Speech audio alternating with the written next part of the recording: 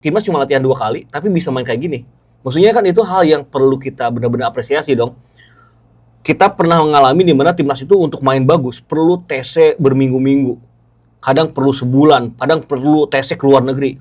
Kita sekarang udah di level di mana pemain datang nih H-4 hari, H-3 hari gitu.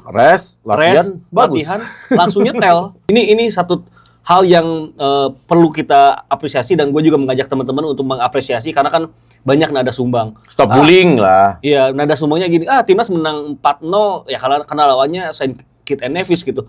Maksudnya kita pernah ngalamin di mana uji coba lawan Myanmar, lawan Timur Leste, nggak susah ngegolin. TC udah panjang, golnya oleh penalti gitu kan. Harus akui walaupun gue sangat mengagumi Sintayong, tapi di era Sintayong ada banyak momen di mana timnas itu terlalu bermain defensif, terlalu bermain menunggu dan pragmatis. Kalau gue ya, daripada kita menang tapi ugly win, mendingan kita kalah dulu nih. Ini kan di friendly match gitu kan, international friendly match. Mendingan kita kalah dulu, tapi karakter kita, skema kita kebentuk. Ya, sama-sama berarti kita sepakat bahwa rasa yang pernah hilang akhirnya kembali lagi. Asli. Ya. Dan kekalahan 5-1 melawan Borneo itu ya jadi pukulan telak lah bagi Bernardo Tavares karena gue baru nemu lagi di mana Tavares timnya diobok-obok gitu. Waktu di PSM Makassar, sejelek-jeleknya performa PSM itu nggak pernah digituin. Nggak pernah digituin. Itulah dia ya. Sudah lama gue nggak ngomong nih. Cenayang from Cicadas.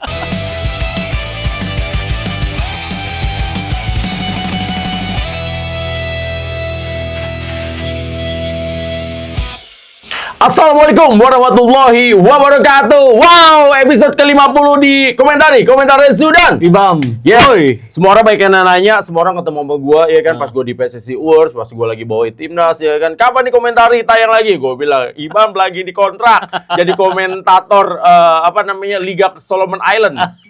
Jadi lagi sibuk dia. Jadi makanya, sekarang kita hadir nih, Bam. Ini episode ke-50, Bam. 50. Alhamdulillah lah ya, pelan tapi pasti. Ternyata komentari bisa berjalan terus dan terima kasih buat teman-teman semuanya. Bam, yuk.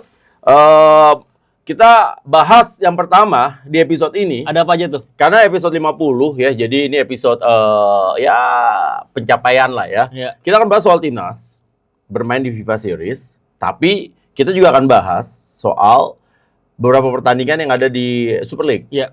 Seperti pertandingan antara Persebaya Surabaya ya menghadapi Persita Tangerang sama Bayangkara FC menghadapi Persija Jakarta. Iya. Ya kalau harus jujur kita agak kejar setoran sih ya. Betul. Karena Ibam ini kemarin habis bawain Solomon Island, Liga Solomon Island. Nah, sekarang kita hadir sini makanya kita peres nih semuanya ya informasinya Ibam. Ibam ngomong-ngomong nih lagi laku pemirsa. Bagus lah teman-teman. Gua mah senang ya kan.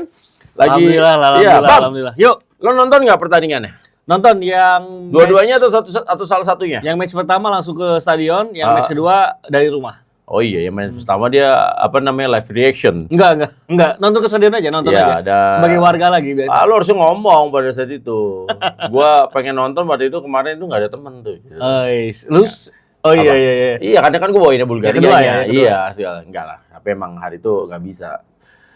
Gini Bang, gua pengen berbicara soal timnas di era John Herdman. Yang pertama nih, ini kan ada perdebatan.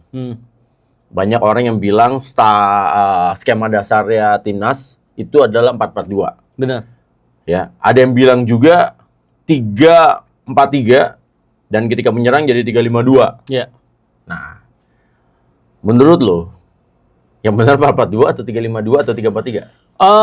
Gue sebelum ngejawab itu pengen apresiasi dulu buat John Herdman.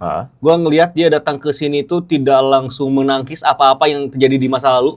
Dia mengembrace, bahkan dia di press con pertamanya dia bersama timnas kan bilang kalau supporter kita tuh sudah menahan rasa sakit ini cukup lama karena kan nggak pernah juara-juara dan lain-lain. Jadi memang dia sudah sangat tahu bagaimana kondisi timnas nasional Indonesia. Dia tahu juga kekecewaan supporter kita, kegagalan dari timnas melaju ke World Cup 2026. Jadi secara POV dia sudah memposisikan orang yang emang sudah meriset timnas dan itu terbukti di atas lapangan bagaimana ketika dia datang ke sini konsep permainan yang ada di Kanada lalu dan di FC Toronto itu tidak plek-plekan ditampilin langsung di timnas. Tapi dia sedikit adjust, sedikit kombinasikan dengan materi pemain timnas yang memang seperti apa gitu. Jadi memang ini salah satu pelatih yang gua rasa level adaptasinya bagus banget. komunikasinya oke, dia juga bisa memberikan minute play yang cukup merata lah ya bagi pemain-pemain yang dipanggil.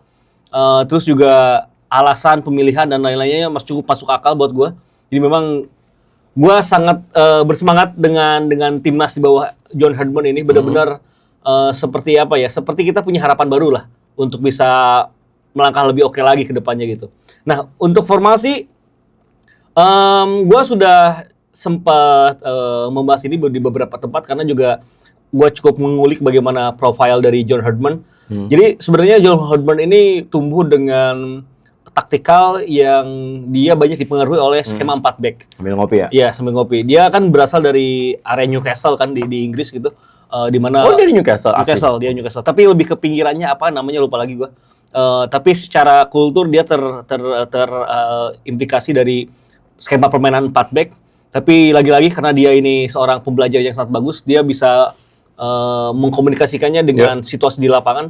Dan ketika di Kanada, itu biasanya dia menggunakan formasi 4 back jika menghadapi tim yang dianggap levelnya di bawah tim yang dia latih. Misal ketika saat itu Kanada menghadapi Saint Kitts and Nevis di Nation League, kalau Nation League CONCACAF, dia pakai 4 back, 4-4-2. Terus dia ketika menghadapi tim kayak misal El Salvador, tim-tim asal Karibia lainnya, Trinidad Tobago gitu, dia berani bermain dengan 4-2-3-1 dan lain-lain.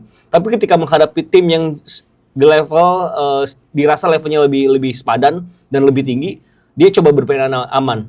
Dan di menghadapi Amerika di laga Gold Cup kalau nggak salah final tuh dia pakai 3 back, 3-4-3 juga.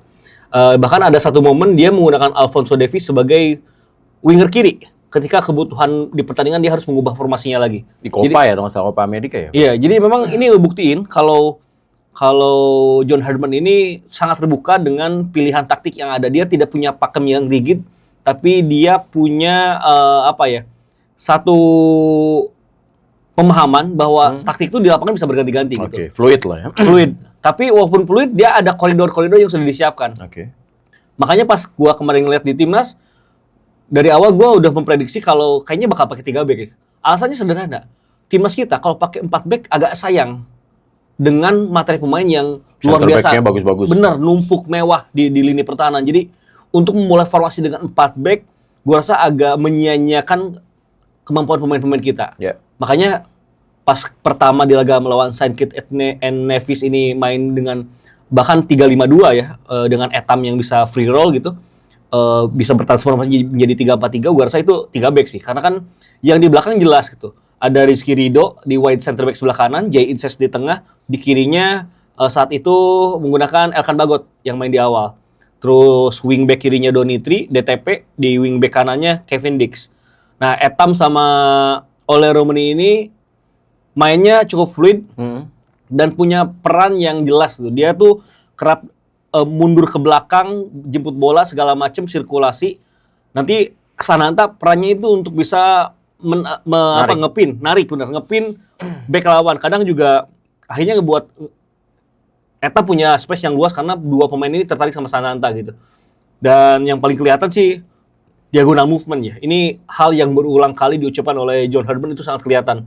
Bagaimana Etam begitu fasih memainkan diagonal movement, lalu juga oleh Remeni, kadang juga Donitri masuk ke sana, Kevin Dix juga, dan Kevin Verdong memang bisa sebagai box to box dan sangat terlihat. Jadi memang secara base-nya 3-4-3, tapi di banyak momen juga kadang ketika butuh pemain yang lebih disiplin, biasanya yang mundur ke belakang Kevin Dix jadi fullback, makanya akan bagus jadi fullback kiri, tapi lebih defense itu orangnya. Jadi agak cair sih, tapi yang perlu agak ditarik kesimpulannya mungkin base-nya 3-4-3, tapi di lapangan bisa berubah jadi 4-4-2, bahkan bisa jadi cuma 2 di belakang, ada 6 pemain di depan. Karena kadang Donitri sama Kevin Dix ini sejajar loh sama Etam sama Ole gitu. Jadi ya luar biasa lah, gue suka sama konsep dan ide permainan dari John Herdman. Ya, jadi ada beberapa hal yang menarik dari John Herdman. Yang pertama, John Herdman ini sudah memberikan modul ya, apa yang mau mereka mainkan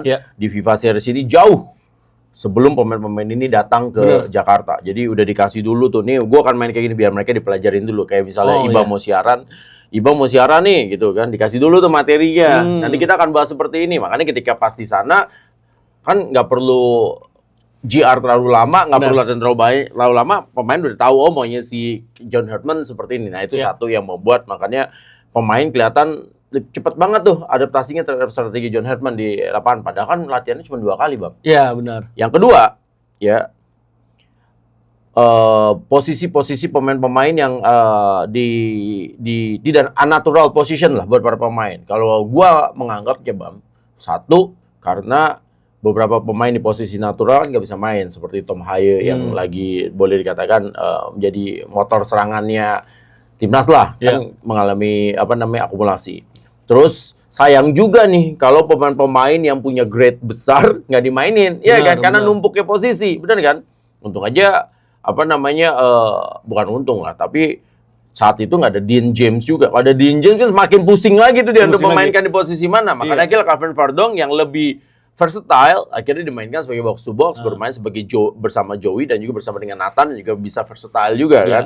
Nah di kirinya akhirnya sempat ditaruh Nathan dan akhirnya habis itu digantikan sama Donitri Pamungkas. Sedangkan 3 center back-nya setuju dengan apa yang gue bilang lo bilang bahwa memang karena ini kan pemain-pemain bagus semua, sayang banget kan kalau nggak dipasang.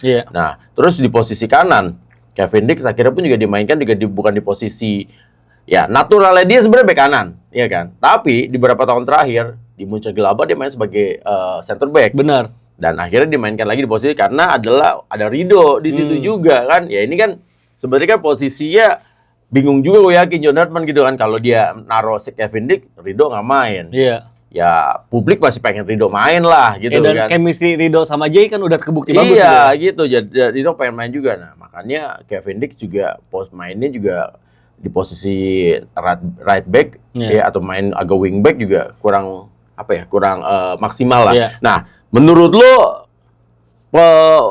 apakah lu setuju dengan apa yang gue katakan atau lu punya pandangan yang lain tentang hal itu? Gue cukup setuju karena memang untuk memaksimalkan pemain yang ada di komposisi 11 pemain di lapangan ini kan perlu peran yang sesuai. Nah, peran sesuai ini didapatkan oleh John Herdman dengan sangat baik dan dideliver oleh para pemainnya di atas lapangan gitu. Jadi tadi yang sempat kita bahas juga dari formasi 3-4-3 kan wide center back kanannya ini Rizky Ridho. Tapi Rizky Ridho ini nggak jarang inverted untuk maju ke gelandang. Ini ngebuat patternnya jadi ada 3 pemain di tengah nih. Karena Rizky Ridho kadang ikut main ke sana ketika Kevin Dix turun. Jadi ada sirkulasi posisi gitu. Nah pada akhirnya para pemain kita tuh bisa saling bertukar posisi tanpa meninggalkan posnya tetap ada yang ngisi gitu. Walaupun dia bukan di posisinya gitu. Rizky Ridho kalau naik ke tengah, Kevin Dix-nya di belakang. Ada di momen di mana Rizky Ridho di tengah, Kevin Dix paling depan, 2 di belakang tetap Elkan Bagot sama Jay. Jadi strukturnya tuh udah dibikin bagus. Dan gue tadi setuju juga sama yang lu katakan kalau timnas cuma latihan 2 kali tapi bisa main kayak gini. Maksudnya kan itu hal yang perlu kita benar-benar apresiasi dong. Kita pernah mengalami di mana timnas itu untuk main bagus perlu TC berminggu-minggu. Kadang perlu sebulan, kadang perlu TC ke luar negeri. Kita sekarang udah di level di mana pemain datang nih, H-4 hari, H-3 hari gitu. Latihan, langsung nyetel. Maksudnya ini udah level-level yang menurut gua sejajar lah. Udah mulai Eropa ya? Ya, memasuki level Eropa.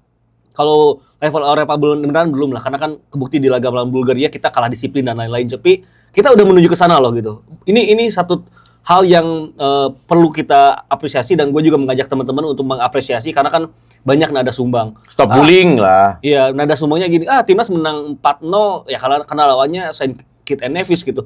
Maksudnya kita pernah ngalamin di mana uji coba lawan Myanmar, lawan Timur Leste, nggak susah ngegolin. TC udah panjang, golnya oleh penalti gitu kan. Maksudnya wow gitu. Kok lu masih mencari titik jeleknya dari timnas gitu. Iya, kalau kekurangan mah pasti ada aja gitu. Tapi mudah-mudahan teman-teman yang nonton komentar ini nggak gitu lah ya.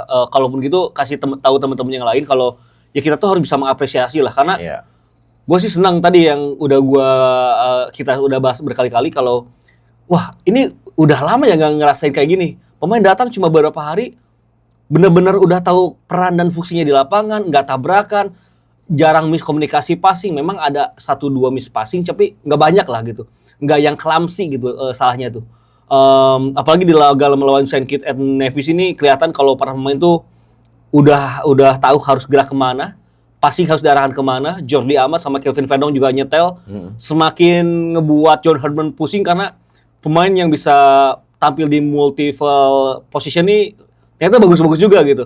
Kita tuh masih belum diperkuat Dan James, belum diperkuat Miss Hillhurst, belum ada Tom Haye di situ kan. Belum ada Miliano Jonathan. Gimana coba? Maksudnya nggak pusing gimana coba? Belum lagi pemain yang berada di Super League kayak Egy, Witan, Yance Sayuri itu masih di luar ini gitu. Ricky Kambuaya. Wow, maksudnya gue sih seneng banget dan dari dua laga tersebut gue ngelihat John Herdman sudah bisa untuk menampilkan idenya untuk dipraktekkan oleh para pemain di atas lapangan dan itu yang paling penting dan yang gue suka juga karena kan harus akui walaupun gue sangat mengagumi Sintayong tapi di era Sintayong ada banyak momen di mana timnas itu terlalu bermain defensif, terlalu bermain menunggu dan pragmatis. Pada akhirnya ngebuat ya timnas tuh nggak terlalu menghibur gitu. Di laga di bawah Patrick Kluivert, kita terlalu naif gitu, terlalu menyerang, tapi nggak kontrol. Pada akhirnya kita sering kalah dengan skor yang harusnya nggak kejadian gitu.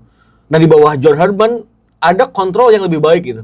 Ketika kita unggul, kita pun unggul dengan cara yang pas gitu, nggak yang benar-benar dar-der-dor menyerang. Tapi ketika kita kalah pun, ya kalahnya tuh kalah yang pemain tuh udah berusaha kok di lapangan gitu. Iya. Timnas tuh udah berusaha kok, udah mencoba segala cara. Terlepas ada kekurangan kayak memasukin Etam sama DTP terlambat, mungkin itu ya beberapa minor aja ya. Tapi kan minor kekurangannya minor aja, bukan kekurangan yang drastis gitu. Secara konsep udah bener gitu, mainin Ragnar duluan, Natancho, yang pemain-pemain yang emang layak untuk dapat kesempatan bermain juga. Toh kalau kita ingat lagi, FIFA Series ini mau bagaimanapun, walaupun ada pialanya, tetap hitungannya itu adalah friendly match. Tetap friendly match, tapi di setup dengan adanya home turnamen. Home turnamen gitu. Jadi levelnya ini level di mana John Herdman untuk bisa membuktikan bahwa dia punya kapasitas, dia bisa mengimplementasikan idenya terhadap permainan timnas, dan timnas bisa bermain dengan determinasi yang pas. Kalaupun pada akhirnya gagal mencapai target 2 kemenangan, cara mainnya juga nggak malu-maluin gitu. Jadi itu yang buat gua terima kasih untuk timnas, untuk seluruh orang-orang di belakang layar timnas. Sekarang kita punya harapan baru dan gua ngerasa kalau timnas ada di track yang oke lah ke depannya gitu. Izinkan gua yang pertama Bam untuk menyampaikan stop bullying lah. Ya, betul. Mau pemain siapapun di timnas mereka udah kerja keras. Betul. Jangan dibully lah. Begitu juga pelatihnya. Terus yang kedua, gua hanya meminta kepada teman-teman semua hargain ya. Walaupun timnas ini menang hanya lawan St. Kitts and Nevis dan kalah dari Bulgaria, harus melihatnya secara cover both side dan juga secara objektif. Kan gue sempat bilang di kata Rensu, gue sempat bilang, lu bilang bahwa wah hanya menang sama St. Kitts and Nevis, tapi kan kita tetap ngegolin. Iya. Ya, mau menang, mau ngegolin lawan St. Kitts and Nevis, kadang juga kita kalau mau lawan di Timor Leste, kalau kita ngegolin juga kan nggak bisa juga kita menang. Iya dong. Jadi nggak segampang itu juga lah ngegolin gitu loh, ngegolin St. Kitts and Nevis. Terus yang berikutnya lagi, kita kalah lawan Bulgaria. Gue sih selalu bilang bahwa ini yang pertama kan ini yang tadi lo bilang, ini kan sebenarnya kan FIFA al kalender untuk international friendly match. Iya. Sebenarnya berat loh tanggung jawabnya dia, hanya 2 kali pertemuan terus diharuskan menjadi juara di sini. Sebenarnya kan berat itu kan, ekspektasinya tinggi. Tapi kalau gue ngelihatnya lagi, juara itu bonus. Yang penting mainnya kebentuk dan rasa nonton timnas yang dulu sempat hilang di era Patrick Kluivert akhirnya bisa kembali lagi. Benar. Yang gue yakin setelah hasil ini, karena semua tuh ngelihat, walaupun kalah tapi kita tuh kan, ya Bulgaria, lu mau ngomongin apapun juga, Bulgaria tetap Bulgaria. Mau bilang bahwa Bulgaria ada di Liga C-nya di Nation League, tapi dia Bulgaria tetap gitu loh. Dan pemain-pemainnya itu bagus-bagus gitu loh. Boginov, Nikolov gitu kan, Senov, terus center back-nya lagi tuh satu lagi siapa itu bagus. Terus ada siapa kaptennya tuh Filip Kartaev, ya. Kartaev itu jago banget itu dia tapi maksud gua menang kalahnya itu urusan nomor 2, yang penting mainnya udah bagus karena kalau gua ya daripada kita menang tapi ugly win, mendingan kita kalah dulu nih. Ini kan di friendly match gitu kan, international friendly match. Mendingan kita kalah dulu tapi karakter kita, skema kita kebentuk. Besok-besok dengan mau lawan tim manapun sih gue pede. Dengan cara mainnya timnas sekarang dibandingin kita juara nih, misalnya gitu kan di FIFA Series, tapi ugly win. Agak disayangkan ya. Terus tiba-tiba besok-besok kita kan langsung, aduh nih mainnya sebenarnya nggak bagus kan, ada omongan gitu juga kan, aduh nih mainnya nggak bagus nih. Terus besok kita main di di international friendly match di bulan Juni, terus ada FIFA AFF, terus ada Asian Championship atau Piala Asia, mainnya malah jelek. Iya. Dan pasti langsung, aduh pasti kalah nih kita. Tapi kalau misalnya sekarang kita kalah tapi kita mainnya bagus, Piala Asia lu pede dong. Ini pede banget. Nah itu dia Jadi, maksud gua. emang kita harus ngomongin bola itu sesuai konteks, dan bola itu kan namanya juga bola yang muter terus, jadi pasti cair lah. Ugly win itu bukan hal yang salah gitu. Tapi kalau ugly win, misalnya ugly win-nya lawan Jepang, ya wajar gitu. Itu hal yang perlu dirayakan karena Jepang jauh di atas level kita. Tapi kalau kita ugly win lawan Bulgaria yang masih bisa kita kejar levelnya, itu agak disayangkan gitu. Agak kurang, pride-nya kurang gitu. Kita misalnya menang lawan Myanmar tapi ugly win, ya kurang lah gitu. Lawan Myanmar itu harus main bagus gitu. Menang dan main bagus. Lawan Bulgaria, mau bagaimanapun dia adalah tim yang setiap tahunnya digojlok oleh sepak bola Eropa gitu. Dia ketemu Italia, dia ketemu kualifikasinya ketemu Spanyol, walaupun dibantai sama Spanyol sama Turki, tapi dia ketemu Spanyol. Iya, maksudnya mau bagaimanapun level mereka tuh tetap jauh di atas kita gitu. Kelihatan dari bagaimana mereka sulit untuk bisa didiktasi ya. Di stack itu sulit banget karena mereka disiplin, cover pemainnya jalan gitu. Terus kalau serangan balik patternnya jelas. Itu adalah hasil di mana mereka bertahun-tahun berada di kompetisi yang ketat gitu. Jadi memang mau bagaimanapun Bulgaria adalah level yang di atas kita, tapi kita masih bisa mendominasi, masih bisa membuat mereka ketar-ketir. Itu tuh awal yang begitu bagus bagi John Herdman. Karena gue inget banget setelah kekalahan 5-0 di Basra tuh waktu kualifikasi Piala Dunia ya. Terus main di Filipina, di Manila, kita juga main jelek gitu. Padahal Filipina, sorry itu saya dalam 3 tahun terakhir kita itu seri ya waktu itu ya? Kita seri. Dalam 3 tahun terakhir kan materinya di bawah kita sebenarnya ya. Cuma kan dengan permainan jelek itu, membuat kita tuh nggak puas sama STY saat itu gitu. Nah, ini beda. Feel-nya tuh beda gitu. Jadi mungkin teman-teman juga banyak yang setuju sama kita, banyak yang juga sepakat. Tapi kalaupun enggak apa-apa, tapi kita sama-sama ayo maksudnya menyongsong eranya John Herdman ini dengan dengan tetap kritis boleh, tapi dengan pas lah gitu. Karena ke depan kan ada event-event yang bisa lebih ngasih penilaian utuh buat John Herdman, buat pemain-pemain. Kedepannya akan ada ASEAN Hyundai Cup, ada FIFA ASEAN Cup, itu kan 2 kompetisi yang berbeda tuh, Juni sama September. Nanti Novembernya udah mulai kualifikasi Piala Dunia ya, akhir tahun ini ya. Dan ada Piala Asia juga Piala Asia 2027. Tahun depan. Jadi memang sama ada ini FIFA Match Day di bulan Juni juga. Ya, betul. Jadi memang banyak turnamen yang ngebuat kita bisa lebih ngasih punishment terhadap tim lah. Kalau sekarang mah harusnya sih gue seneng banget sih. Maksudnya ngelihat terlepas Sananta pemain yang paling banyak disorot, tapi di laga lawan Sankit and Nevis dia tuh menjalankan fungsinya untuk ya mungkin ini nggak bisa dinilai banyak orang, tapi Olerman itu ngomong sendiri kalau dia itu dapat banyak ruang ketika Sananta ikut gerak gitu. Kan 2 gol Etam itu hasil dari 2 pergerakan Oler sama Sananta yang bisa narik pemain ke arah sana, Etam kosong gitu kan.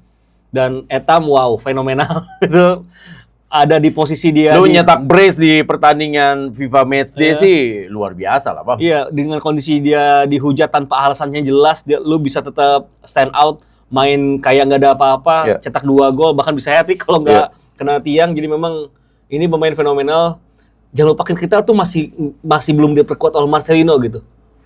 Nah itu agak ngelain nih. Karena menurut gua di laga melawan Bulgaria kan Bulgaria compact tuh, rapat tuh. Satu hal yang menjadi kekurangan pemain timnas kita. Gak ada yang berani nusuk. Gak ada pemain nomor 10 murni yang memang bisa gerak di depan kotak penalti gitu. Atau melakukan syuting dari luar kotak penalti. Iya. Itu tuh, itu proses yang perlu dicari jawabannya sama John Herdman. Karena kalau mikir nomor 10 murni, sekarang siapa ya? Kayak Etam kan itu lebih ke pemain yang bisa expose half space ya. Marcelino juga. Kalau gue sih begini Pak. Marcelino Egy apa yang bisa isi deh. Witan Egy, ya Marcelino sebenarnya, Marcelino juga. Jadi gue sih menunggu ya ke depannya untuk John Herdman bisa back lah ya si Marcelino. Kalau Etam itu emang lebih nyaman, apalagi untuk level internasional, Etam bakal lebih nyaman main dari samping dulu gitu.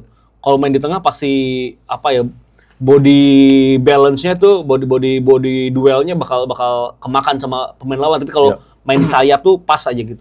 Nah itu gua tunggu ke depannya John Herdman bisa ngebuat ketika game state pertandingannya beda, dia bisa nge-adjust dengan lebih baik lagi. Kalau kemarin sih catatan gue cuma 2 lah. Telat masukin Donity sama Etam dan pemain kreativitas lainnya di babak kedua, sama itu kita tuh masih kekurangan pemain di nomor 10 murni yang bisa memecah struktur lawan gitu. Kemarin tuh Bulgaria terlalu nyaman karena kitanya mainnya terlalu crossing doang. Iya. Sedangkan Boginov sama Sianov tuh kan jago banget di belakang, susah banget crossing sama dia. Dia tinggi-tinggi juga. Gini Bam. Ya. Yang pertama gue mau menyampaikan bahwa kita harus objektif. Jadi kalau memang John Herdman jelek atau ada kekurangan, kita kritik juga. Yang bagus kita puji juga gitu. Karena kita tanpa beban untuk melakukan hal itu, nggak ada pesanan juga. Jadi benar apa kata lo bahwa untuk beberapa hal memang ada kekurangannya yang terjadi adalah ketika tidak bisa nembus juga nih pemain-pemain cepatnya nggak dimasukin. Padahal ya kan gue kan ngebawain tuh pertandingan di Bulgaria lawan Solomon. Solomon bisa nyetak 2 gol sama adiknya Rafael Leao. Kan nyatakan adiknya Rafael Leao, adik Rafael Leai gitu kan. Itu karena punya kecepatan. Iya, benar. Mereka akhirnya tembus dengan kecepatan juga gitu. Tapi kalau mainnya crossing mereka mah nyaman. Makanya ketika mulai masuk ke Donitri sama Beckham kan mereka mulai agak kewalahan kan. Donitri sama Beckham ini cocok ternyata. Memang Persija sama Persib itu sebenarnya memang ditakdirkan untuk saling mendukung sebenarnya. Itu dia. Jogres. Iya, Donitri Joko Sasongko. Beckham Putra, Gianzola. Dan ini sebenarnya mereka main berdua di kiri cocok banget. Itu kalau mungkin ya mainnya lebih lama lagi mungkin lebih berbahaya. Sama yang kedua juga soal Sananta. Menurut gua Sananta tetap dibutuhkan lah di timnas, apalagi terutama ketika situasinya memang ya kalau menurut gua Sananta ini sangat dibutuhkan kalau saatnya kondisi timnas lagi unggul. Iya, benar. Kita lagi unggul nih 1-0, lawannya kayak model Bulgaria begitu. Kita butuh striker kayak Sananta yang mau ikut defense. Ya kan kalau di Persib kan ada si Ramon yang kayak begitu kan. Tapi memang untuk nyerang ya memang Sananta harus lebih improve lah. Masih banyak pengurangannya. Itu sama-sama. Tapi tetap menurut gua nggak bisa juga lah dia disalahkan atau dihujat juga itu lah. Karena dia kan juga main usaha juga gitu loh. Itu yang menurut pandangan gua ya. Jadi nggak ini juga lah Bam, nggak elok juga lah kalau Sananta dihujat macam-macam. Dia juga berguna kok buat timnas gitu loh. Iya, gimana ya, bahkan untuk match fitness kan dia ini setipe banget sama Mauro Zylstra dan juga Jens Raven kan. Iya. Cukup setipe lah. Walaupun Raven sama Zylstra ternyata lebih benar-benar target man. Kalau Sananta pressing forward lah, masih ada kemampuan untuk turun ke belakang, jemput bola dan lain-lain. Tapi memang level match fitness-nya dia sedang oke. Dia di Liga Malaysia sedang dapat kesempatan bermain gitu. Terlepas timnya jelek. Tapi kan maksudnya dia tuh main gitu dan nggak mudah loh main-main di luar negeri gitu. Jadi memang buat Sananta gue percaya sama lu gitu. Kita bakal terus support dan kemarin sebenarnya miss di gol aja. Ada satu momen ketika melawan Bulgaria pas yang lu bawain itu di mana serangan kita gagal, tapi Sananta langsung pressing lagi dan langsung shooting balik badan. Maksudnya kan itu naluri striker banget gitu. Terlepas tendangannya saat itu gagal jadi gol, tapi gue suka hal-hal kayak gitu dari striker tuh, yang emang lapar kelihatan gitu. Tim lu gagal nyerang, tapi lu tetap langsung pressing, ambil bola, langsung shooting balik badan gitu kan, itu hal-hal yang kadang dibutuhkan juga. Jadi gue masih menunggu bagaimana klimaks dari performa timnas. Overall gue cukup puas, gue juga seneng dengan respon dari berbagai situasi ya, pemain saling mendukung. Pelatih bahkan John Herdman juga langsung pasang badan nih untuk Ramadan Sananta gitu. Jadi memang ini atmosfer yang perlu dijaga. Emang belum sempurna, memang ada beberapa catatan yang masih perlu diperbaiki, tapi gue rasa nggak ada masalah yang berarti. Semoga kedepannya timnas lebih oke lagi lah, karena jadi nggak sabar nih nunggu timnas lagi gitu. Iya. Rasanya udah lama nggak didapatkan gitu. Pokoknya semenjak kita habis kalah sama Irak, iya kan? Itu kan rasanya udah, nonton timnas udah males banget gitu kan. Dan ternyata John Herdman datang pun juga harus datang melawan bayang-bayang Patrick Kluivert, melawan bayang-bayang Sintayong. Kalau bayang-bayangnya Patrick Kluivert mah mudah lah untuk dia lewatin. Tapi bayang-bayang Sintayong ini kan berat, Bang. Iya, benar. Kita kan sama-sama tahu lah Sintayong ini membuat sesuatu yang berbeda lah di sepak bola Indonesia gitu kan. Lo harus bisa menyamai atau bahkan melewatinya dia itu kan sulit kan. Tapi ternyata John Herbert itu memberikan suatu nuansa yang berbeda. Yang lo bilang tadi. Sintayong mainnya defense counter, Patrick Kluivert mainnya terlalu menyerang ya. Counter-counteran. Maksudnya nggak jelas ya, terlalu menyerang. Nah, John Herbert main di posisi tengahnya, di balance-nya itu. Tetap pertahanan tetap sulit, tapi juga bisa nyerang juga. Ya, kan kalau gue ya pribadi ya, bahkan juga Ponario sebagai captain timnas di 2007 di Piala Asia, yang juga dilatih sama Dimitrov ketika itu sama Ivan Kolev, bilang, semua orang nggak ada yang ngeduga. Bulgaria malah main defense counter lawan Indonesia. Siapa yang ngeduga, Bam? Iya. Dia aja captain timnas gitu loh, mantan captain timnasnya nggak duga, kok tiba-tiba malah dia mainin sepak bola defense counter lawan kita dan kita malah main nyerang gitu loh. Kan aneh itu sebenarnya, Bang. Bahkan gue aja waktu ngelawan Saint Kitts and Nevis, gue rasa timnas bakal kebobolan gitu. Ya, walaupun menang 3-1, 2-1 lah, gue gak nyangka sih bisa semendominasi itu ya. Jadi memang udah di luar ekspektasi kita. Dan yang paling penting sih, kita tuh masih belum klimaks gitu, pemain-pemain juga belum benar-benar komplit. Kalau lebih komplit lagi gitu, semakin pusing John Herdman, tapi semakin bagus kan untuk pilihan variasi taktik bagi John Herdman. Ya semoga lah timnas bisa pecah telur dulu lah minimal di AFF Hyundai Cup ataupun FIFA ASEAN Cup-nya ini dapat piala dulu dah kita. Betul. Itu kayaknya barrier minimum sekarang deh kayaknya. Di AFF mungkin kita masih 50-50 lah karena lawannya kan kuat-kuat, sedangkan kita kan bermain dengan pemain-pemain yang bermain di Super League doang gitu kan. Tapi bisa sih kayak. Ya, mudah-mudahan karena di satu sisi, Bam, ternyata pemain di Super League pun juga luar biasa. Gila juga. Menurut gua ya Ragnar itu underperform karena Ragnar itu kan nggak main. Dia tuh jarang sekali main di Belgia kan. Jadi makanya permainannya pun underperform. Makanya nggak heran ketika Beckham yang masuk, Beckham lebih baik mainnya dibandingkan Ragnar karena Beckham kan main terus di kompetisi maupun biarpun itu Super League, tapi kan dia main terus. Benar. Begitu juga di posisinya pemain lain yang nggak main tapi dibandingkan pemain yang main lebih bagus pemain Super League yang main gitu kan. Sama nanti yang di FIFA Asian Cup. Nah, itu kan udah kalender FIFA. Kita full team, Bos. Lu nentuin kipernya Emil Audero sama Martin Paes, saya udah bingung, Bos. Emil Audero nggak nyangka kan? Lu bisa bayangin, itu kan peluangnya si yang terakhir Dimitrov one on one. Itu jaraknya deket banget, Bang. Dia masih dapat save-nya 99%. Makanya nggak heran dia punya save itu rata-rata, ya kan? Dia kan total main tuh sekitar 26. 26 kali main. Pokoknya waktu itu sempat gue bahas bahwa dia tuh rata-rata 4-5 save setiap gamenya di Liga Italia. Liga Italia loh. Dia terbanyak kan? Walaupun Italia nggak lolos Piala Dunia, tapi tetap aja Liga Italia gitu loh. Jadi ya memang Emil Audero ya salah satu ya mungkin ya kita harus bilang mungkin salah satu kiper terbaik di Asia saat ini. Bener. Pokoknya gue makin gak sabar. Bahkan untuk pemain-pemain yang ada di Super League pun lu perform yang bagus, semoga John Herdman bisa ngelihat gue masih nunggu Ekster untuk kau dapat kesempatan, gue masih nunggu Teja Paku Alam dapat kesempatan, gue masih nunggu pemain-pemain dari kayak di Malut gitu kan, yang oke, Yakob, Yance bisa jadi inti gitu kan. Ya masih banyak pemain yang bagus banget lah gitu, yang bisa dapat kesempatan dan ya ini kesempatan kalian untuk bisa karena Super League mau mulai juga kan, maksudnya setelah ini, jadi pas lah ini progresi timnas ke trajektori yang tepat. Pemain-pemain kita juga semakin terlatih dan ini tinggal di match up aja sama John Herdman. Semakin dipolis terus. Satu pemain yang menurut gua patut dikasih kesempatan ya Axel lah. Karena striker seperti Axel ini sangat dibutuhkan ya. Benar. Apalagi kemarin itu mungkin kalau ada striker yang terengginas kayak Axel kayak gitu ya, mungkin Ole juga jadi lebih enak gitu kan. Ole bisa bermain di belakang strikernya juga. Jadi bukan lagi-lagi loh, bukan sama Sananta jelek, tapi Sananta sama Axel dua striker yang berbeda. Benar.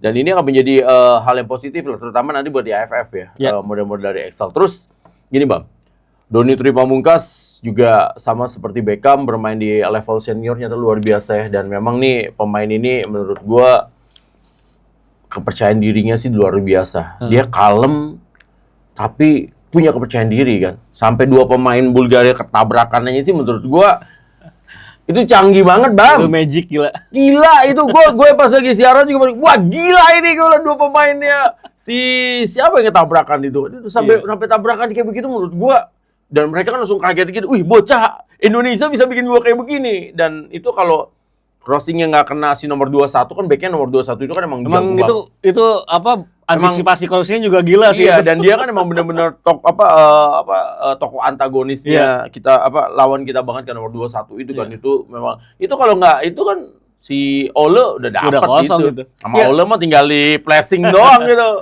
Doni tuh kan selain eksplosif dia confidence banget kan. Dia tuh nggak kelihatan pemain yang baru debut di tim senior gitu.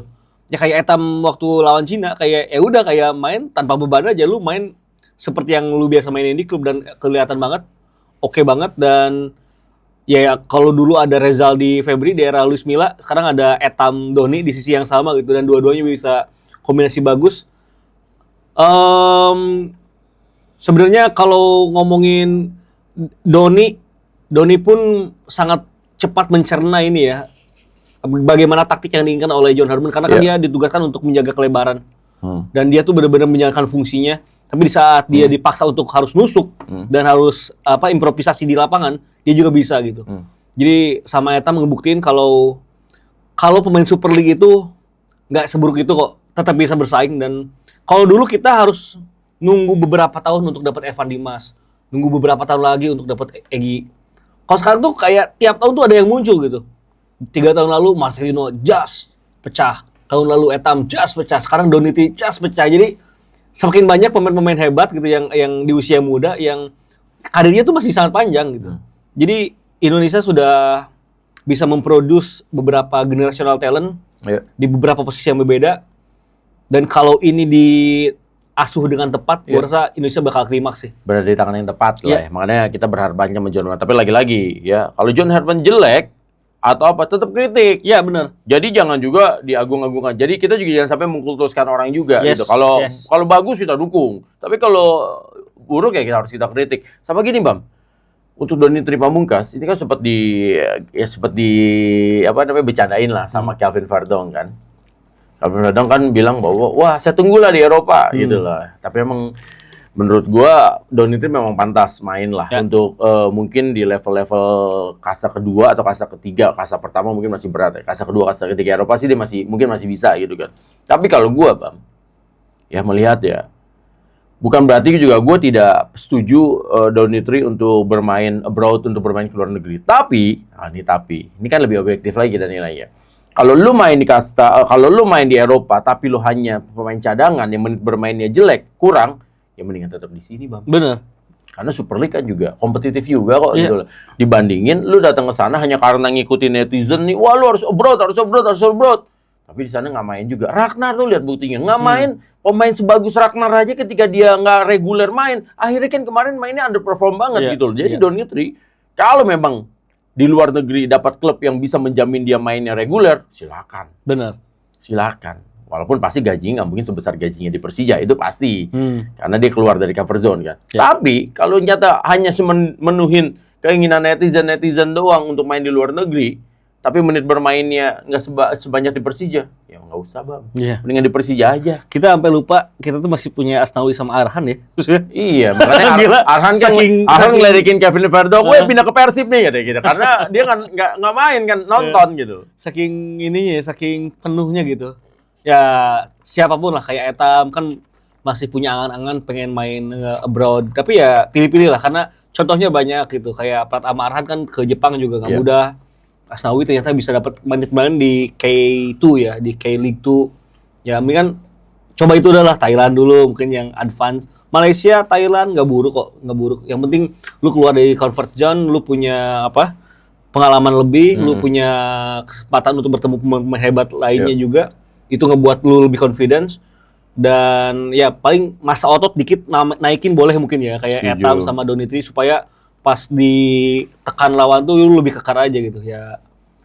Gue percaya sih sama pemain-pemain kita. Udah di-track yang bener kok. Super League juga udah banyak ngasih challenge yang bagus dengan ya meskipun banyak pemain asing ini ngebuat liga didominasi dalam tanda kutip bule, tapi kan kebukti gitu. pemain-pemain lokal yang bisa perform bisa siap level timnas sekarang gitu jadinya. Iya, dan memang harus diakuin pemain dari zaman dulu sampai zaman sekarang pemain Indonesia yang paling diminati dan paling berbahaya adalah selalu sektor flank. Pemain sektor flank itu kan terbukti kan. Nah, jadi kita sama-sama setuju lah Bambe bahwa ya kalau keluar negeri yang penting harus dapat menit bermain. Mau main dimanapun juga yang penting harus dapat menit bermain. Itu karena akan meningkatkan kualitas kemampuannya selain juga bagaimana melihat dunia luar lah, nggak hanya bermain di kompetisi lokal kan.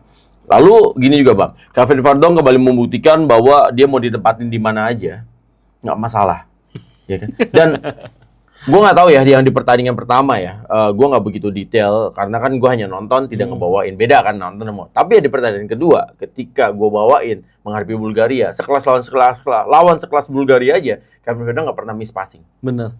Nggak pernah salah dia passingnya Bang. Mau dalam posisi tertekan, dalam posisi apa, dan ini juga salah satu kelebihannya dari John Hartman. Bisa membuat para pemain itu keluar dari pressing tim lawan. Dan itu yang sering dilakuin kan kemarin sama Kevin Verdonk, sama Kevin Dix berapa kali, sama Rido juga, sama Jay juga, Justin Hubner berapa kali juga melakukan hal itu. Dan itu adalah salah satu hal yang bagus, dan itu juga makanya yang diomongin bahwa ya Kevin Verdonk ini memang satu pemain yang nuansa lain yang dimiliki oleh kita. Bahkan kalau kita seandainya gitu berandai-andai punya pemain 5 orang pemain kayak Kevin Verdonk di berbagai posisi, hidupnya John Hartman mungkin lebih gampang. lebih mudah ya. Iya nggak sih? Iya. Bahkan di laga lawan Bulgaria dia sempat main agak ke sayap kanan ya, beberapa kali. Itu sekitar 10 menit lah sebelum akhirnya dia dibalik lagi ke tengah gitu. Sebelum Joey Pelupesi ditarik. Dia tuh sempat dipaksa main di sayap kanan agar dia bisa ngirim swing in cross itu ya, crossing yang nusuk gitu. Jadi semakin banyak juga bagaimana playbook permainan dari Kevin Verdonk. Gua ngelihat juga kalau permainan Kevin Verdonk itu ya maksudnya sederhana tapi gak pernah salah. Jadi itu hal yang paling sulit di lapangan sepak bola, dan ngebuat padahalnya pemain lain tuh punya satu sosok yang bisa bola tuh tetap ngalir gitu. Nah itulah Kevin Verdonk gitu. Jadi gue kayak ngelihat waktu zaman PSG tahun lalu juara Champions League, ada sosok apa yang dari Portugal tuh Vitinha jadi ya mirip-mirip kayak gitulah.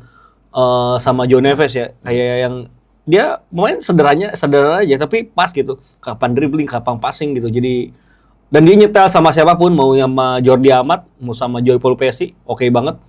Dan kayaknya kerangkanya udah kebentuk sih ya. Jay Incest di belakang, Verdonk di tengah, ternyata di depannya Ole gitu. Itu tuh kayaknya core permainan timnas sekarang, tiga nama itu ya. Batang tubuhnya. Iya benar, batang tubuhnya. Dan Bam, berbicara soal timnas, ya sama-sama berarti kita sepakat bahwa rasa yang pernah hilang akhirnya kembali lagi. Asli. Ya. Pengen banget nontonin, karena kan gue udah bilang berapa episode sebelumnya. Indikator gue tuh ibu-ibu, mak-mak Bam. Kalau mak-mak tuh udah sampai ngomong ke gue, Mas Renzo timnas kapan main lagi? Wah, ini berarti timnas lagi bagus nih. Tapi kalau sampai ada orang yang nanya, oh timnas main ya ntar malam ya? Kan di pertandingan pertama banyak yang nggak tahu ya. Masih kayak gitu loh Bam. Waktu lawan St. Kitts and Nevis bilang kan, misal ketemu kan, oh iya nih ntar malam ada pertandingan timnas. Hah, emang timnas main? Lawan apa? Pertandingan apa? Wah, sampai kayak begitu kan. Tapi pas udah di pertandingan setelah menang lawan St. Kitts and Nevis dan main bagus, ketemu orang mama langsung, Mas Renzo, kapan timnas main lagi? Wah, berarti mulai memikat nih gitu kan. Tapi balik lagi, gue selalu bilang bahwa bukan berarti juga apa yang dilakukan di timnas masih bagus enggak, masih ada kekurangan ya kan. Tadi lu udah ngasih tahu tuh bahwa telat dalam melakukan adjustment in game gitu kan. Ya itu kan versinya kita, tapi kan pasti kan pelatih punya pemikiran yang berbeda. Nah, selain itu apalagi Bang? Karena kita juga nggak boleh dong ya bagus-bagusnya juga, tapi juga harus mengkritisi. Tapi kritisinya bukan menjatuhkan. Itu yang sulit kan. Karena kan kita harus melihat juga secara ya jangan sampai semua kita puji-puji terus, bahaya juga. Ya, kita nggak perlu tendensius lah ya. Iya, nanti kalau kita puji-puji terus juga bahaya juga. Nanti kan ngerasa gede kepala juga. Menurut lu apa aja yang hal-hal ini versi dari lu ya? Ini kan bisa benar bisa salah. Tapi sebenarnya kalau buat gua tadi aja udah. Tinggal soal pemain aja yang agak telat. Telat masuk, mungkin telat di-adjust. Karena kan ketika deadlock sampai menit ke-60, gaya mainnya masih sama ya. Maksudnya crossing. Iya, maksudnya lu kebukti di menit 80-an tuh udah berani lebih direct, lebih berani lempar bola panjang gitu kan, akan bagus masuk. long ball tuh cukup banyak, ya Insight kadang kirim ke depan. Maksudnya kalau itu diperbanyak lebih cepat, mungkin 10 menit sebelumnya bakal lebih dapat klimaksnya gitu di akhir pertandingan gitu. Jadi itu aja sih, itu aja. Sama itu, sama kekurangan pemain nomor 10. Seru banget lah pokoknya kalau bahas soal timnas. Ya, benar. Tapi kan kita juga masih punya PR bahas soal Super League, Bang. Oh Karena iya, Super League betul. ini sudah mulai lagi nih. Semenjak libur FIFA Matchday hampir 2 minggu ya. Makanya pemain-pemain asing kan banyak yang pada pulang ke negaranya dan sekarang mereka udah mulai balik lagi. Dan yang langsung bertemu ini seru. Ya, di pekan ke-26 Persebaya Surabaya dan Persita Tangerang. Ini dua tim lagi di posisi atas, Bang. Peringkat 7 sama peringkat 5. Dan siapapun yang menang itu kan memberikan tekanan kepada Malut dan juga Bayangkara FC. Jadi kalau menurut gua inilah waktunya Bernardo Tavares ya untuk bisa membuktikan, dan selalu menarik kalau Portugal ketemu Spanyol ketemu, Bang. benar. Yang satu bermainnya defense counter pragmatis, yang satu kan mainnya possession tapi menyengat gitu loh Spanyol. Nah, menurut lo? Persebaya sebenarnya sebelum FIFA Matchday sedang dalam tren yang kurang baik ya. Di Malaga hanya 1 kali menang, 3 kalah, 1 imbang. Imbangnya lawan Persib, memang itu salah satu hal yang juga patut disyukuri oleh Persebaya. Tapi bagaimana cara mereka bermain, sebenarnya beruntung mereka nggak kalah lawan Persib. Dan kekalahan 5-1 melawan Borneo itu ya jadi pukulan telak lah bagi Bernardo Tavares, karena gue baru nemu lagi di mana Tavares timnya diobok-obok gitu. Waktu di PSM Makassar, sejelek-jeleknya performa PSM itu nggak pernah kebobolan lebih, nggak pernah digituin. Udah sama Borneo-nya juga overpower ya di laga itu, tapi Persebaya emang sangat kehilangan balance. Dan ya gue masih nunggu sih kalau di video akun Persebaya terakhir, strikernya udah balik lagi ya, udah mulai latihan lagi ya. Itu bakal jadi adisi yang sangat bagus. Paraiba ya. Betul, Bruno Paraiba. Karena satu hal yang ngebuat Persebaya stuck itu nggak adanya striker ganas di depan gitu. Lu emang punya pemain fluid di depan, ada Bruno, ada Gali, ada Rivera, luar biasa jago, tapi tetap perlu pemain yang bisa ngedistract lini pertahanan lawan. Tetap perlu pemain yang bisa ngegedor gitu, center back kokoh lawan. Nah, adanya Bruno mungkin bakal buat skema permainan dari Persebaya kembali lagi, tapi nahasnya ini Persebaya menghadapi Persita yang sedang dalam tracknya oke justru. Betul. Persita 5 laga terakhir memang kalah 2 kali, tapi sisanya menang 3 kali. Betul. Dan jangan lupain mereka menang dengan cara-cara yang nggak mudah gitu. Mereka menang di BJ Habibie dengan comeback ya. Dari kalah 2-0 jadi menang 4-2, terus mereka menghajar Madura United. Kalah lawan Dewa, tapi ya itu hari buruknya Persita. Sedangkan waktu kalah lawan Persib, mainnya bagus sebenarnya. Mainnya bagus. Itu Persib agak-agak ugly win sebenarnya kan lawan Persita tuh gitu. Peluang yang mereka cetak tuh kurang gitu. Jadi ini bakal jadi tantangan bagi Carlos Peña untuk bisa menjaga ritme permainan Persita sebelum FIFA Matchday, karena dengan adanya jeda 2 minggu, ini bisa dalam tanda kutip bisa di-set lagi nih. Tim yang tadinya jelek bisa oke lagi, tim yang lagi oke bisa jadi nggak stabil lagi, gitu. Betul.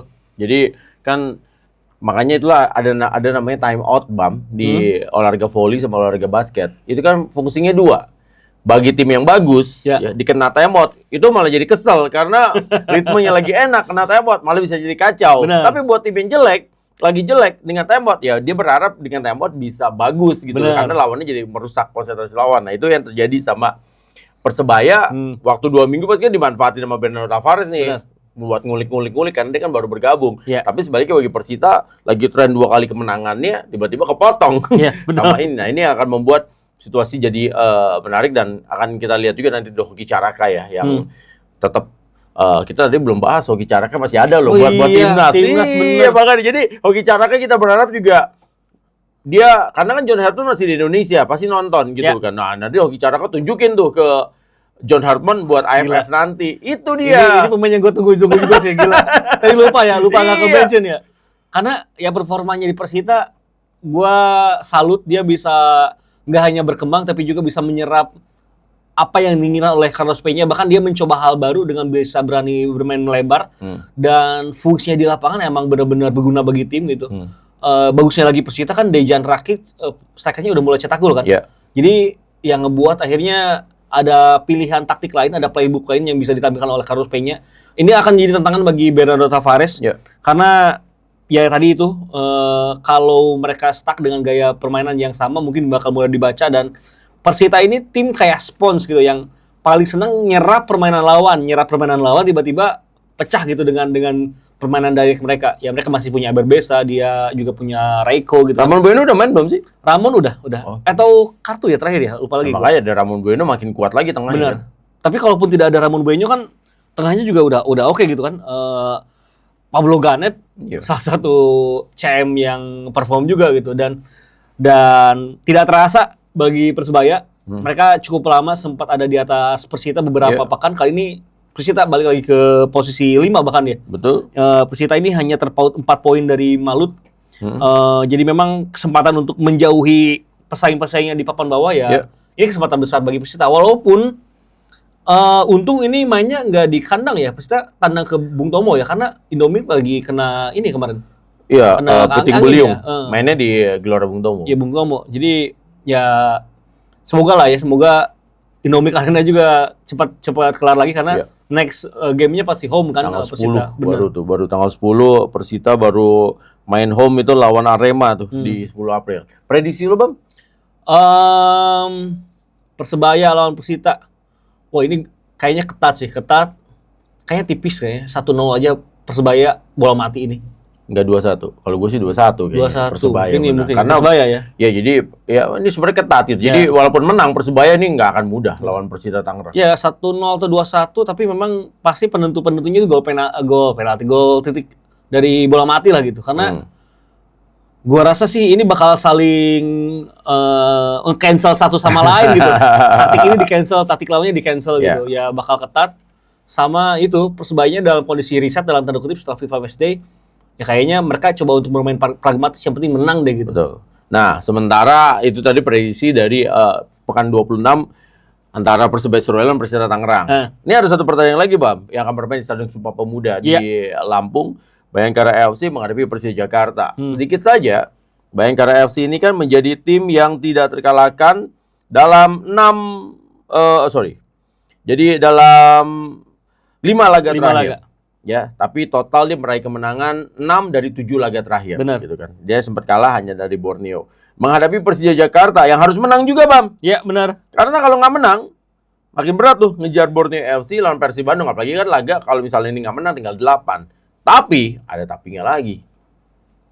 Persija Jakarta harus kehilangan Maxwell yang terkena kartu. Benar. Ya kan? Lalu kehilangan Mauro Zylstra yang mengalami cedera. Ya. Walaupun mungkin Alano udah bisa main lagi ya. Harusnya udah main sih. Ya, jadi karena Alano absen lawan Dewa ya. Betul. Nah, ini situasi-situasi makanya nih Jan Mota udah nggak bisa butuh waktu lama lagi mau kapan lagi kalau kan tinggal 8-9 pertandingan kalau dia nggak memberikan kontribusinya datang di putaran kedua ya percuma. Ya beban beratnya ada di Jan Mota, berikutnya Aladin harus bisa segera cetak gol dan yang dengan nggak adanya Maxwell tentu Aladin bakal dapat porsi lebih banyak untuk kuasai bola bersama Alano. Persija memang di bulan puasa kemarin agak kurang bersahabat ya. 1 menang lawan Malu tapi 2 imbang dan imbangnya tuh dua-duanya di kandang gitu. Lawan Borneo sama Dewa. Jadi memang mereka sangat perlu dan akan sangat lapar untuk mendapatkan kemenangan. Tapi khasnya mereka akan tandang ke Sumpah Pemuda, Bayangkara di mana 5 laga terakhir 5 kali menang. Jadi Bayangkara juga sedang dalam form terbaiknya dan tim dengan gaya main seperti Persija justru makanan empuk bagi pelari kencang milik Bayangkara gitu. Moussa Sidibe, lalu juga Privat Mbarga, Henry Dombia, Rio Matsumura. Nggak tahu Rio bisa main atau enggak ya? Gue belum dapat klausulnya tuh. Apakah dia diperbolehkan atau enggak gitu kan. Biasanya tapi kan waktu lawan Arema main semua itu. Nah, Rio Hansamu sama ya kalau bisa sama Fransa kan emang udah pindah. Kalau 2 pemain yang pinjamkan itu kan main semua itu. Ya kalau itu kejadian seperti itu mungkin Rio bakal main dan ya Persija harus hati-hati sih. Once mereka garis pertahanan terlalu tinggi seperti biasa, wingback-nya telat cover, gelandang bertahan out position, ya mau tinggal pilih aja mau diserang sama siapa gitu kan. Mau Privat Mbarga, mau 2 jambret. Ini ada sprinter semua nih kan sama Moussa Sidibe. Belum lagi Rio Matsumura kayak dapat kebebasan bawah Paul Munster. Dan kayaknya Paul Munster tuh emang butuh pemain kayak gini gitu kan. Waktu di Persebaya musim lalu, dia tuh nggak ada pemain yang bisa main di ruang-ruang sempit gitu kan, yang bisa main di sentral di area tengah gitu.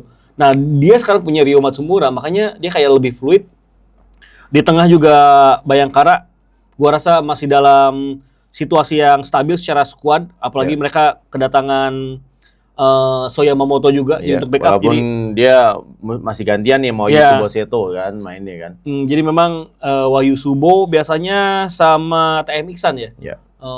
Duet ya, nanti kita lihat aja di lapangan.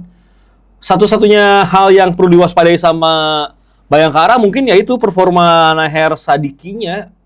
Justru gua agak ragu di situ ya, karena dia kerap kalau marking tuh oke sepanjang 80 menit, tiba-tiba 10 menit loss gitu. Dan itu biasanya Bayangkara kebobolnya di momen seperti itu gitu. Mereka defense di area wingnya ini agak kurang. Di area fullback sayapnya ini masih kerap ditembus. Jadi kalau Alano sama Aladin mungkin yang bakal main di sana nanti, ditopang oleh Donitri, di kanannya mungkin akan main Tubarau.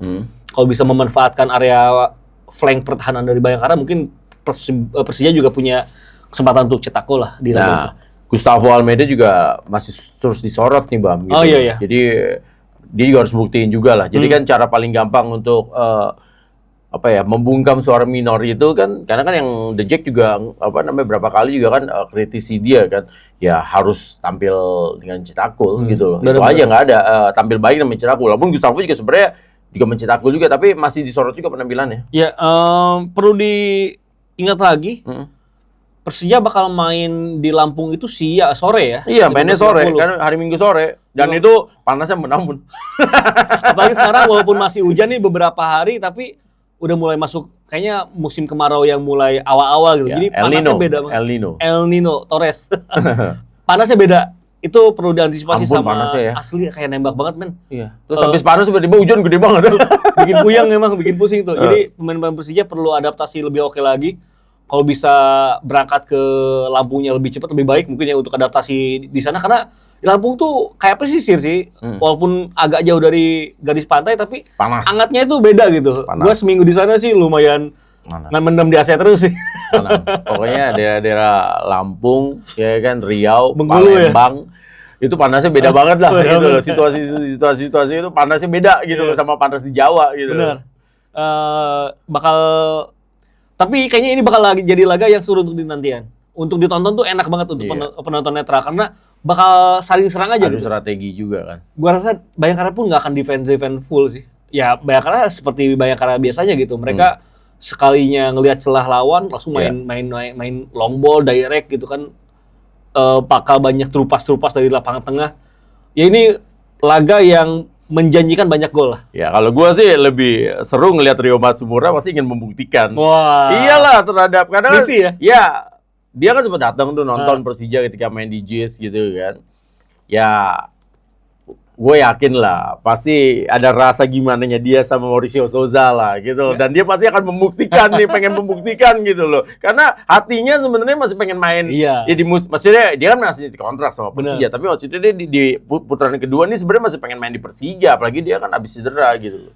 Apalagi dengan melihat permainan Yan Mota yang ada gitu, nggak belum menawarkan banyak hal.